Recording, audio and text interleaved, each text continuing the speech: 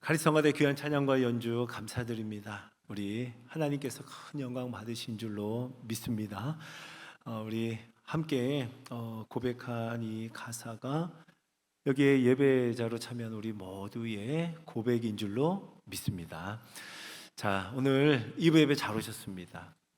우리 하나님의 은혜 그리고 또 하나님의 나라를 함께 누리고 경험하는 이 예배가 되기를 축복합니다. 우리 온라인으로 참여하신 성도님들에게도 동일한 은혜 그리고 특별한 치유가 있기를 간절히 소망합니다. 같이 기도하겠습니다. 하나님 아버지, 하나님의 공의로 본다면 하나님 앞에 설 수 없는 자들, 죄로 물든 자, 그리고 자격 없는 자, 연약한 자들이 오직 하나님의 공의가 되신 예수 그리스도의 제물 되심으로 십자가에 달리심으로 그 앞에 서게 하시니 감사를 드립니다.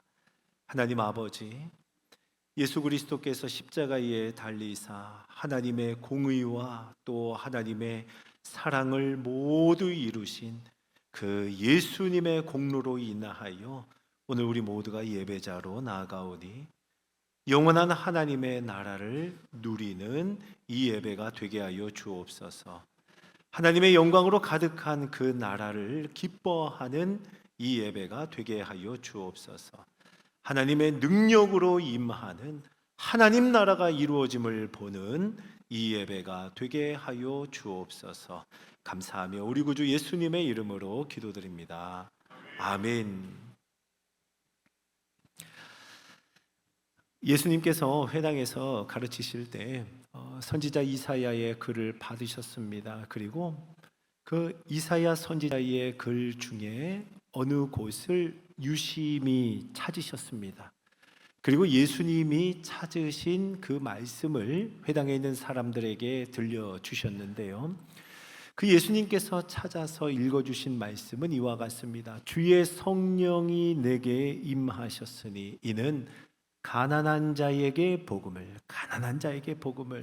포로된 자에게 자유를, 눌린 자를 자유롭게 하고 주의 은혜의 해를 전파하게 하려 하심이라. 예수님이 찾아서 읽어주신 말씀입니다. 가난한 자에게 복음을, 억눌린 자에게 자유함을 이라는 말씀이죠. 예수님의 복음은 가난한 자를 향한 복음이었습니다. 포로된 자 그리고 눌린 자를 향한 예수님의 복음이었어요. 복음서를 보면 예수님이 가시는 곳곳마다, 예수님이 이르는 곳마다 가난한 자에게 복음이 선포되고 병든 자가 고침을 받았고 눌린 자가 자유함을 얻는 선지자 이사야의 글이 그대로 이루어지는 현장이었습니다. 그렇게 예수님이 가는 곳에는 언제나 병든 자, 죄에 눌린 자, 그리고 가난한 자가 예수님께로 모여 들었습니다. 한 번은 예수님이 모두가 손가락질을 하는 한 세리의 집에 가서 함께 식사를 하셨어요. 그때 장면을 이렇게 기록하는데요. 마가복음 2장 15절입니다. 우리 같이 읽어볼까요? 시작. 그의 집에 앉아 잡수실 때에 제자들과 함께 앉았으니 이는 그러한 사람들이 많이 있어서 예수를 따르미러라. 아멘. 많은 세리와 죄인들이 예수님과 예수님의 제자들과 함께 섞여서 함께 먹는 모습을 그대로 우리에게 전해줍니다. 왜냐? 이는 그러한 사람들이 많이 있어서, 죄인들과 세리들이 많이 있어서 예수를 따르미러라. 예수님을 따른 겁니다. 바리새인이라 하면 죄에 대해서 아주 예민한 사람이죠. 바리새인들은요, 이러한 예수님의 행보를 보며 예수님을 향해 비꼬아 말합니다. 저 먹기를 탐하고 포도주를 즐기며 세리와 죄인의 친구로다. 이것이 우리에게는 참 은혜가 되는 말씀인데요. 세리와 죄인의 친구 되신 예수님, 우리에겐 얼마나 은혜예요. 그런데 바리새인들은 이렇게 예수님을 일컬어 마치 별명처럼 말할 때 비꼬아 말하는 겁니다. 먹기를 탐하고 포도주를 즐기며 세리와 죄인의 친구로다, 아주 불편한 심기를 드러내는 겁니다. 그때 예수님이 아주 유명한 말씀을 하셨습니다. 우리 이어서 마가복음 2장 17절 같이 읽어볼까요? 시작. 예수께서 들으시고 그들에게 이르시되 건강한 자에게는 의사가 쓸데없고 병든 자에게라야 쓸데 있느니라. 나는 의인을 부르러 온 것이 아니요 죄인을 부르러 왔노라 하시니라. 아멘. 이 소망의 말씀이 바로 여기에서 선포됩니다. 예수님 말씀하세요. 건강한 자에게는 의원이 쓸데없지 않느냐. 병든 자에게라야 의원이 쓸데있고 나는 의인 부르러 오지 않았고 죄인을 부르러 왔노라. 병든 자를 위해 죄인을 부르러 이 땅에 오신 예수님이었습니다. 이와 같은 예수님의 일련의 행보들 속에 우리가 복음서에 나타난 예수님의 행적들을 보면, 자, 언제 어떻게 죄사함을 받았는지, 어디에서 선포하신 말씀이 그녀의 그 가난한 마음의 복음이 되었는지 알 수 없지만, 언제 어떻게 그녀의 그 눌린 마음이 자유함을 얻게 되었는지는 모르겠지만, 분명한 것은 예수님으로 인해 죄 사함을 받은 한 여인이 오늘 예수님을 찾아옵니다. 그 여자는 성경이 기록하기를 동네의 모든 사람이 다 알만한 유명한 죄인이었습니다. 죄인이었어요. 지금 예수님은 시몬이라고 하는 한 바리새인의 집에서 잡수시던 중이었습니다. 시몬이 베드로가 아니라 한 바리새인의 이름이 시몬입니다. 바리새인이라면 모두 그랬겠지만 오늘 예수님을 초대한 시몬도 죄에 대해서는 무척 예민했던 사람입니다. 이 여인이 자기 집에 들어오는 순간부터 아주 못마땅했을 거예요. 신경이 날카롭게 곤두서 있었을 겁니다. 여인이 입을 열어서 뭐라도 한마디를 하기만 하면 당장에 그녀를 짓눌러 버릴 만한 그런 말을 준비하고 생각하고 있었을 거예요. 그렇게 잔뜩 찌푸린 얼굴로 그녀를 쫓아낼 만반의 준비를 하고 있는데 그녀는 한마디 하지 않습니다. 말 한마디도 하지 않아요. 당시의 관습대로라면 함께 식사하는 자리다 하면 비스듬히 누운 자세로 식사를 했을 거예요. 그 비스듬히 누워서 식사하는 예수님의 발 곁으로 여인은 가만히 갑니다. 울려고 한 건 아니에요. 그런데 예수님을 보자 울음이 터졌습니다. 그 자리에 엎드리듯 주저앉아서 주체할 수 없는 눈물을 흘리고 또 흘립니다. 하염없이 흐르는 눈물이 그녀의 뺨을 지나서 예수님의 발에 떨어지고 예수님의 발에 떨어진 눈물은 흐르고 흘러갔습니다. 그녀는 눈물로 젖은 그 예수님의 발을 자기의 머리털로 하나하나 닦아냅니다. 그리고 그 발에 입 맞추고 가지고 온 향유를 예수님의 발에 붓습니다. 여인이 그 집에 들어오는 순간부터 은은한 향유 냄새가 났을 거예요. 그런데 이제 예수님의 발에 부어진 향유로 인해서 온 집안에 짙은 향내가 가득했을 겁니다. 바리새인 시몬은 그 여자가 집에 들어올 때부터 심기가 몹시 불편했는데 이제는 예수님에 대해서도 실망이 이만저만이 아닌 거예요. 생각합니다. 내 선지자 정도는 되는 줄 알고 집에 초대를 했는데 내가 그렇게 기대했는데 죄인과 접촉하기를 저렇게 아무 거리낌 없이 하나? 어떻게 조금도 금하지 않고 조금도 만류하지 않을까라고 생각만 합니다. 그의 눈으로 보기에는 이거 예수님 좀 문제가 있는데 아니 이거는 심각한 문제인걸, 이런 마음을 바리새인 시몬은 마음속으로만 생각하고 있을 때였습니다. 그때 예수님이 시몬에게 말합니다. 시몬아, 내가 네게 이를 말이 있다 하시면서 예수님이 비유 하나를 들려주십니다. 그게 오늘의 비유입니다. 오늘 들려주신 예수님의 비유는 어느 빚진 두 사람의 이야기입니다. 한 사람은 500데나리온을, 또 한 사람은 50데나리온을 빚진 겁니다. 한 사람에게요. 500데나리온, 50데나리온, 10배죠, 10배. 예수님은 10배 차이의 빚을 진 두 사람의 이야기를 말씀하시고는 이제 시몬에게 이렇게 질문하십니다. 오늘 42절을 한번 다시 읽어볼까요? 자, 함께 있습니다. 시작.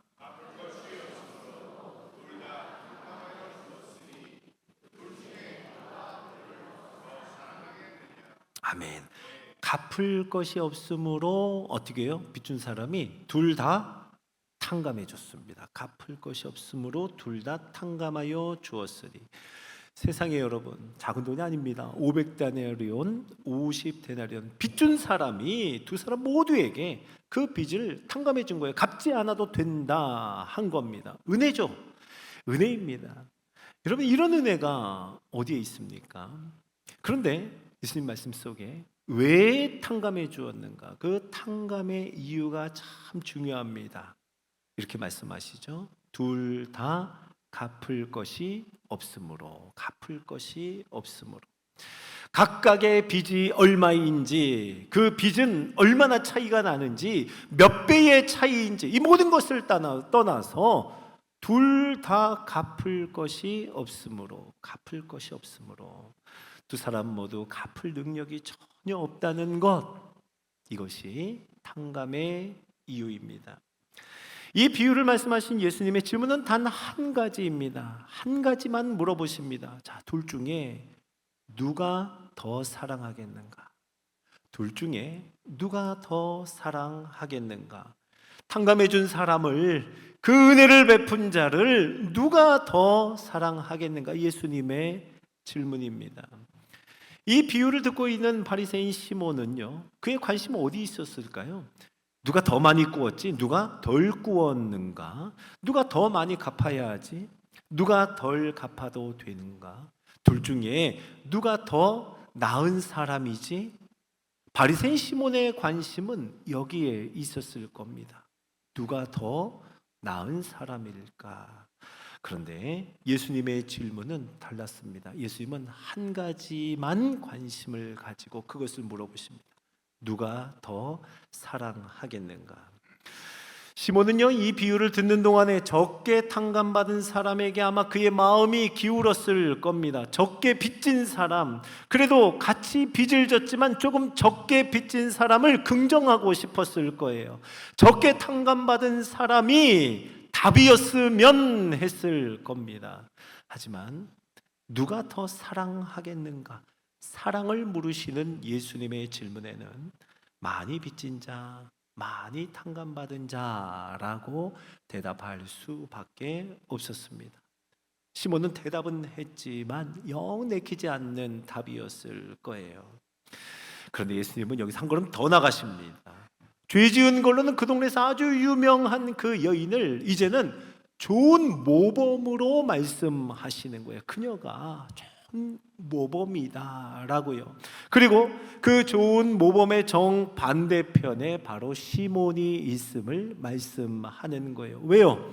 그 기준이, 예수님의 기준은 사랑이었기 때문입니다. 사랑이에요.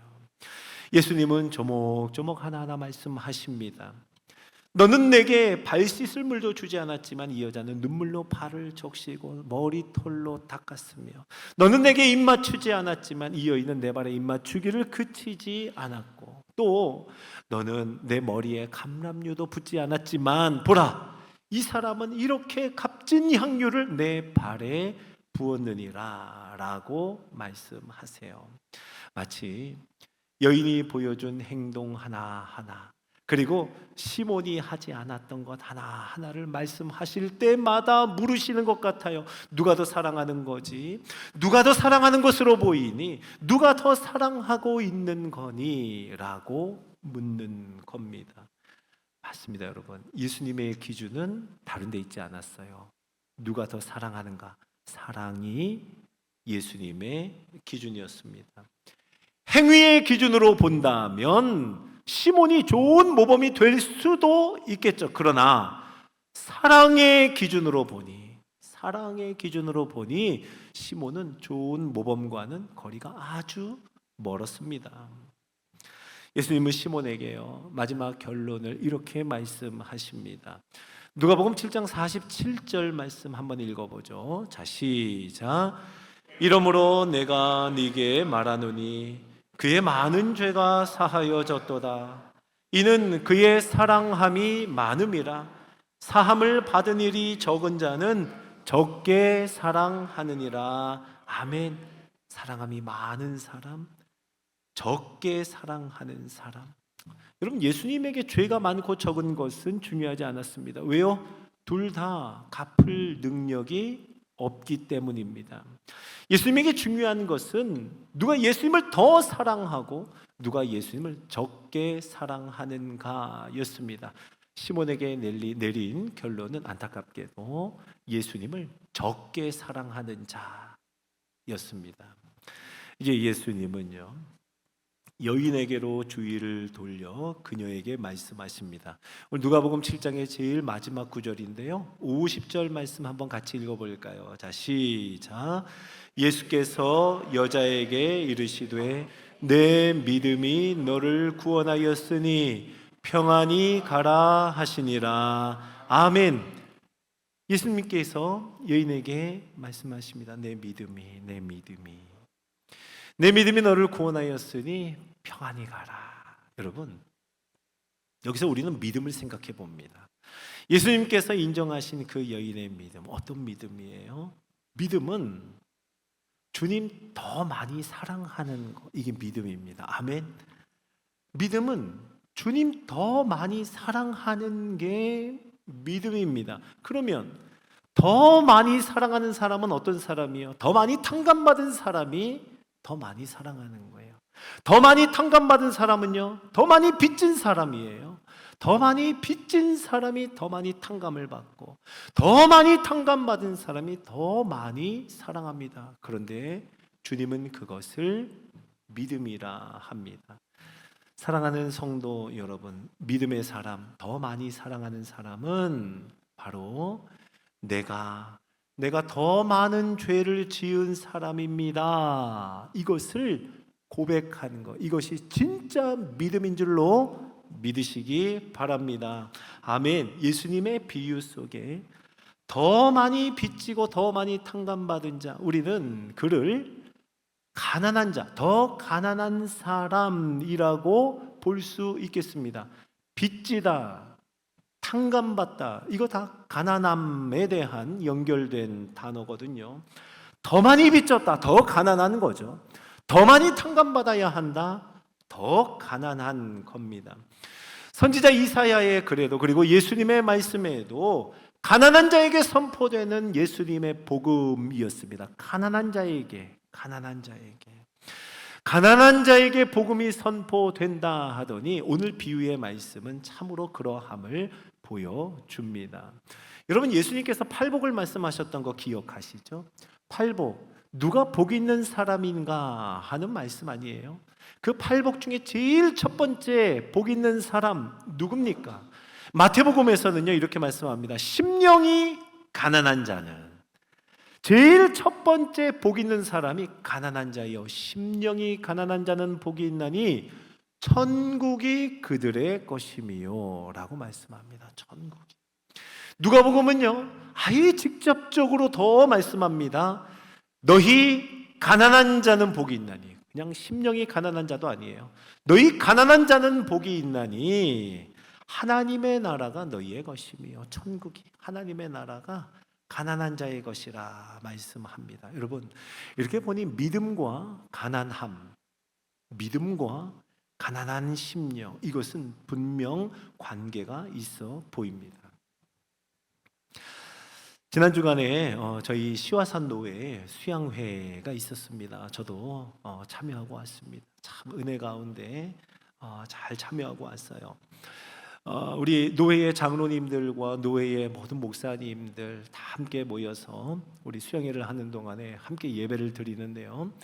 우리 이세용 원로 목사님께서 말씀을 전하셨어요. 우리 노회의 가장 어른이시죠. 우리 이세용 원로 목사님께서 말씀을 전해주시는데 참 우리 모든 목사님들과 장로님들이 큰 은혜를 받았습니다. 오병이어 사건을 본문으로 말씀해 주셨어요. 우리 잘 알죠? 떡 5개와 물고기 2마리. 떡 5개 물고기 2마리로 몇 명이 먹었어요? 여자와 어린이 외에 5,000명이나 되는 사람이 배불리 먹고, 그리고 얼마나 남았죠? 12광주리가 남았습니다. 예수님께서 행하신 이 놀라운 기적을 말씀하시는데 원로 목사님께서 설교 중에 이런 말씀을 하셨어요. 오병이어의 이 예수님의 능력, 이 능력을 선포하는 이 말씀이 전해질 때 우리나라에요 70년대에 오병이어 말씀을 전하면 아멘 그리고 할렐루야 하며 함께 소리를 외쳤다는 거예요. 오병이어 예수님께서 이런 놀라운 일을 행하셨습니다. 아멘 할렐루야. 근데요 80년대가 되니까 80년대까지만 해도 큰 소리로 아멘 했답니다. 할렐루야까지는 아닌데 아멘 했답니다. 90년대가 되니까요 오병이어 말씀을 전해 글쎄 하는 거예요. 근데 여러분 2000년대가 되니까요 2000년대가 되어서 오병이어를 말하면 원로 목사님이 이렇게 말씀하셨어요. 구라치네 라고요. 저는 말씀하시는 중에 그 부분이 참 제 마음에 와 닿았습니다. 70년대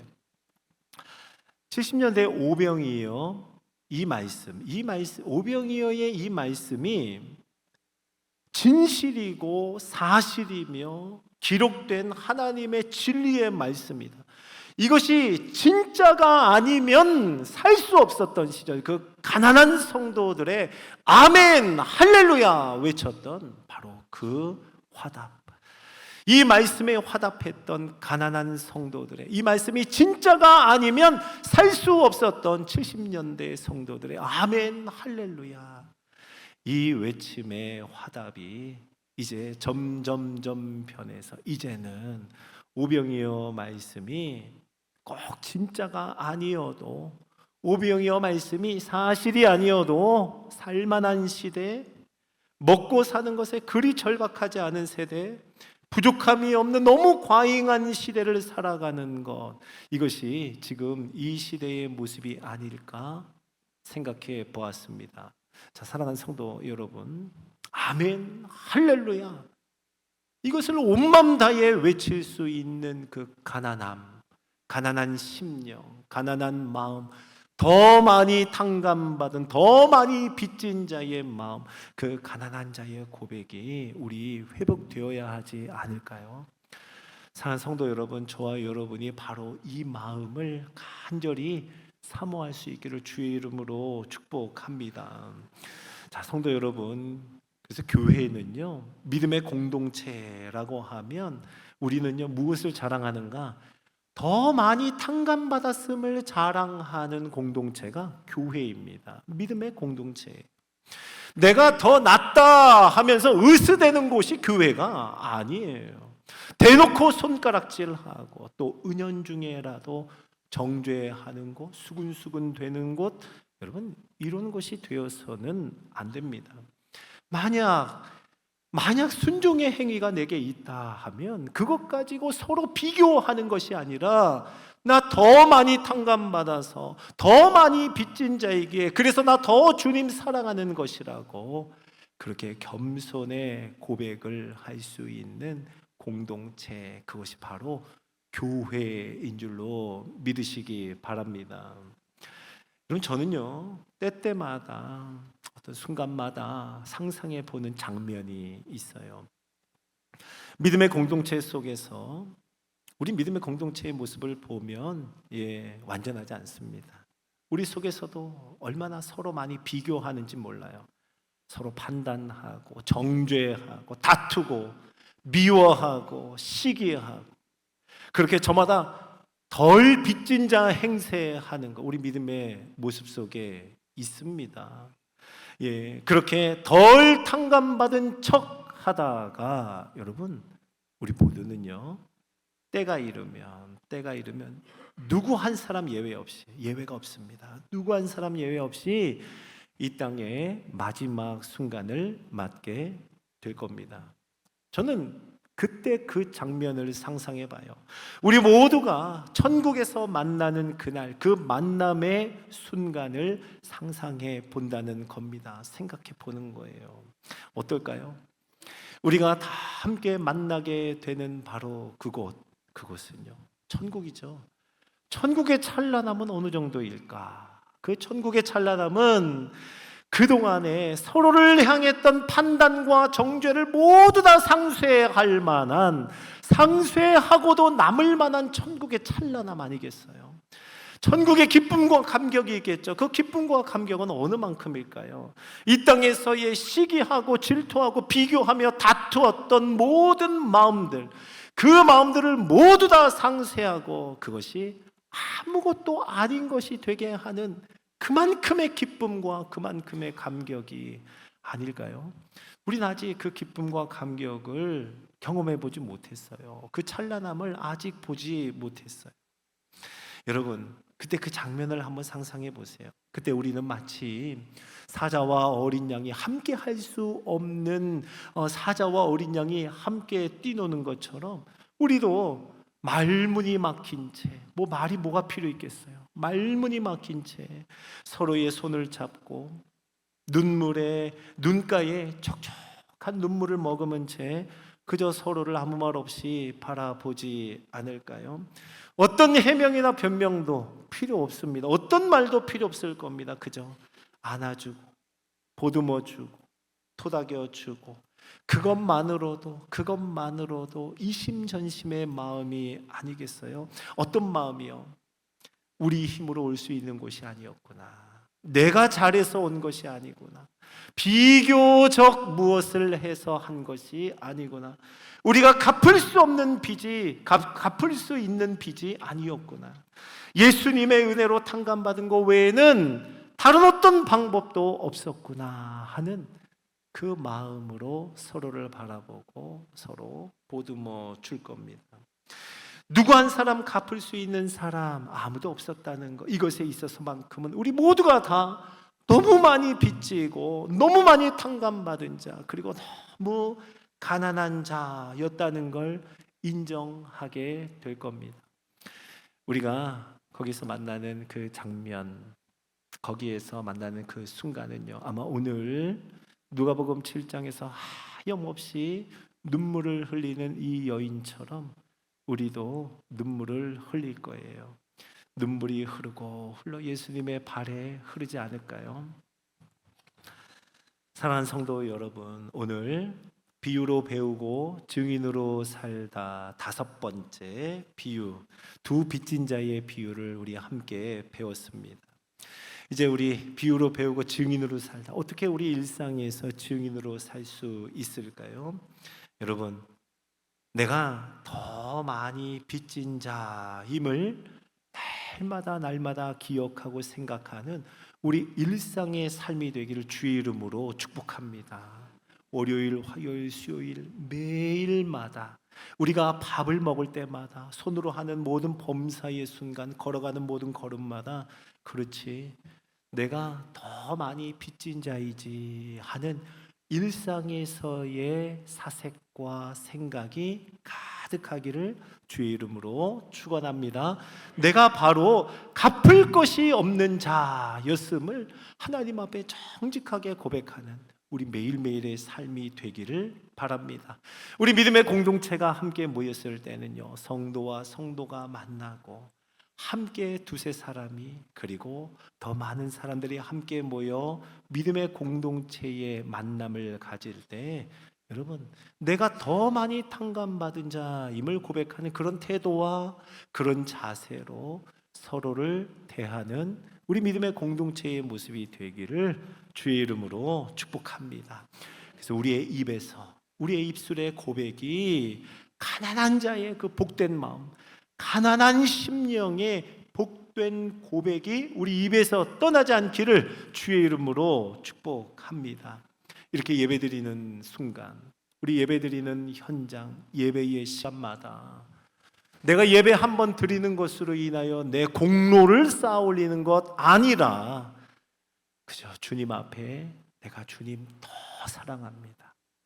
나 주님 정말 사랑합니다. 내가 얼마나 많은 탕감을 받았는지, 얼마나 많이 빚진 자인지, 나는 그래서 주님 더 사랑합니다 하는 마음으로 주께 나아가는 예배자, 우리 공동체의 예배가 되기를 주의 이름으로 축복합니다. 우리 그렇게 살아가는 동안에 증인으로 세워지는 거예요.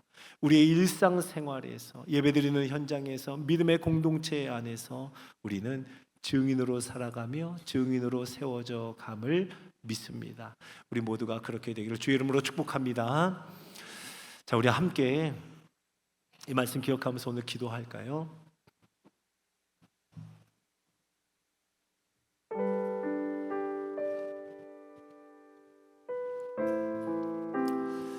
자, 우리 같이 눈을 감고 주께 나아갑시다. 더 많이 빚진 자의 마음으로, 정말 너무너무 가난한 자의 마음으로, 탕감받지 않으면 갚을 것이 전혀 없는 그 가난한 자의 마음으로 주께 나아가기 원합니다. 그래서 주님 더 사랑한다고 고백하기를 원하고, 그 누구보다도 내가 주님 더 사랑하는 것은 내 힘과 내 의지가 아니라 그저 더 가난하기 때문에 더 많이 탕감받아서 주님 사랑합니다 하는 그 마음으로 하나님께 고백하기를 원해요. 우리 일상에, 우리의 삶에, 우리 예배 현장, 우리 공동체의 모임 속에 그러한 고백이 가득하게 하옵소서. 자, 우리 주의 이름 부르짖고 한번 기도하겠습니다. 주여!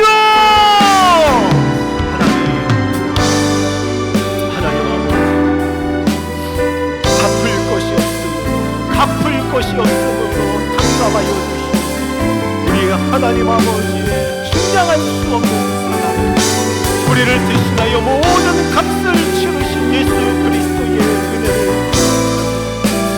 오늘도 누가 더 사랑하겠는가, 누가 더 사랑하겠는가 말씀하시고 질문하시는 예수님의 음성에 우리의 마음을 기울이게 하시고 우리의 삶을 기울이게 하시고 오직 주님 향하여 우리의 마음을 쏟으며 온 마음을 들여 가난한 자의 마음으로, 더 많이 탕감받은 자의 심령으로, 더 많이 빚진 자의 마음으로 주께 나아가 여인과 같이 눈물을 흘려 예수님의 발을 씻으며 우리의 귀한 향료를 예수님의 발에 붓는 우리 모든 심령 되게 하여 주시옵소서.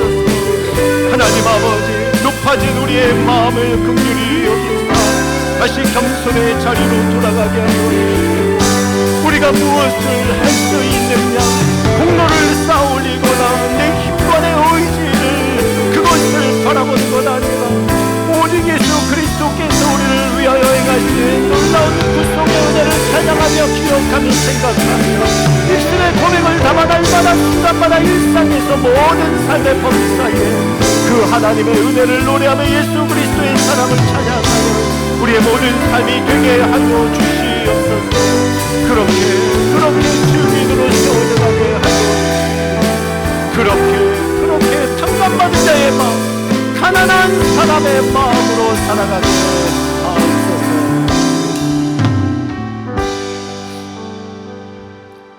하나님 아버지, 우리의 마음에 주 성령께서 날마다 순간마다 임하여 주셔서 우리가 더 많이 빚진 자임을 기억하는 매 순간의 삶이 되게 하여 주옵소서. 갚을 것이 없으므로 바로 우리가 갚을 것 없었던 가난한 자였음을 언제나 기억하고 되새기는 우리의 삶이 되게 하여 주옵소서. 우리 공동체 속에서 서로가 서로를 향하여 내가 더 많이 탕감받은 자라 오히려 자랑하며 그 가난함을 고백하는 우리 공동체의 모습 되게 하여 주옵소서. 함께 모여 예배드릴 때 주님 더 사랑하는 마음, 그래서 가난한 자가 더 많이 사랑하는 마음으로 전심을 다해 예배하는 우리 공동체의 예배의 현장 되게 하여 주옵소서. 하나님, 오늘도 비유로 가르치시고 증인으로 살아가게 하시니 감사합니다. 그렇게 우리의 입술에서 가난한 자의 복된 고백이 멈추지 않게 하여 주셔서 주님, 증인으로 세워져 가며 증인으로 걸어가며 증인으로 살아가는 우리 온 성도 되게 하여 주옵소서. 감사하며 우리 구주 예수님의 이름으로 기도드립니다. 아멘.